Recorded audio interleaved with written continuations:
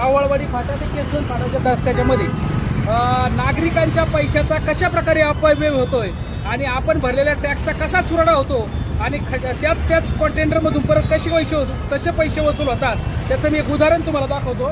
आता या ठिकाणी जर तुम्ही पाहिलं स्विमिंग ब्लॉक होते, हा फुटपाथ आहे आणि इथं असे स्विमिंग ब्लॉक टाकलेले होते.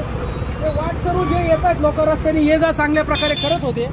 परंतु ज्यावेळेस इथं हे पेव्हिंग ब्लॉकला कोणत्या एका कॉन्ट्रॅक्टरनी केबल टाकण्यासाठी हा रस्ता खोदला, हे पेव्हिंग ब्लॉक टाकले, हे सगळे पेव्हिंग ब्लॉक काढून हे असे होते सगळे सुस्थितीत, हे काढून अस्तव्यस्त असे इकडे या बाजूला फेकलेत आणि अक्षरशः तुटलेत त्यांनी फेकताना.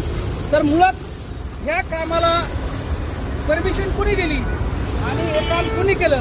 संबंधित ठेकेदाराला मी फोन केला तर त्यांचं म्हणणं आलं की आम्ही ते आता बसवतो. परंतु आता बसवतो 10 दिवसापासून लोक ये जा करतात, याच्यात पाय मुरगळतात, लोक पडतायत खड्ड्यामुळे 4 लोक या ठिकाणी इकडे पडलेले आहेत, हे दिसत नाहीत. अशा प्रकारे नागरिकांच्या जीवाची आणि नागरिकांच्या भावनाशी खेळखा केला जातो, हा खरा मोठा प्रश्न आहे.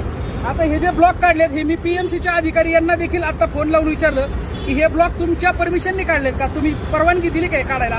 तर त्यांनी सांगितलं आम्ही परवानगी दिलेली नाही, त्यांच्याकडे याची कुठली माहिती नाही. गेली 8 दिवसापासून हे ब्लॉक असे इतकं पडलेले आहेत आणि याची कुणीही काळजी घेत नाही. मुळात रात्रीच्याला गपचूप रात्रीचे खेळ चालले त्याप्रमाणे हे सगळे ब्लॉक खऱ्या अर्थानं हे जे आहे हा इकडे ब्लॉक पडलेले आहेत साईडला. खरं तर काम करताना हे ब्लॉक काढण्याची काही गरज नव्हती.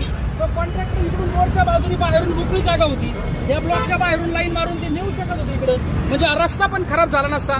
परंतु हे असे चुकीच्या पद्धतीने कामं करतात ठेकेदार लोक आणि त्याचा मनस्ताप सर्वसामान्य नागरिकांना भोगावं लागतोय. तर ही अतिशय खेदजनक आणि दुःखद बाब आहे. या कॉन्ट्रॅक्टरला मी फोन करून आता हे पेव्हिंग ब्लॉक परत जागेवर बसवण्यास सांगितलेलं आहे. जर त्यांनी ते पेव्हिंग ब्लॉक बसवले नाही तर त्यांच्यावरती आम्ही रितसररित्या पोलीस स्टेशनमध्ये दाखल करणार आहोत. हाँ, आपने रख दिया ना जमा करके? हाँ, जमा करके रख दिया है. हाँ. और घर भी है, 2-3 रिक्शा तो भर के लेके गए. हाँ. तर मुळात ही सरकारी मालमत्ता आहे. एकदा काढल्याच्या नंतर त्या कॉन्ट्रॅक्टरची जबाबदारी आहे की ही सरकारी मालमत्ता परत त्या ठिकाणी जागे करणं.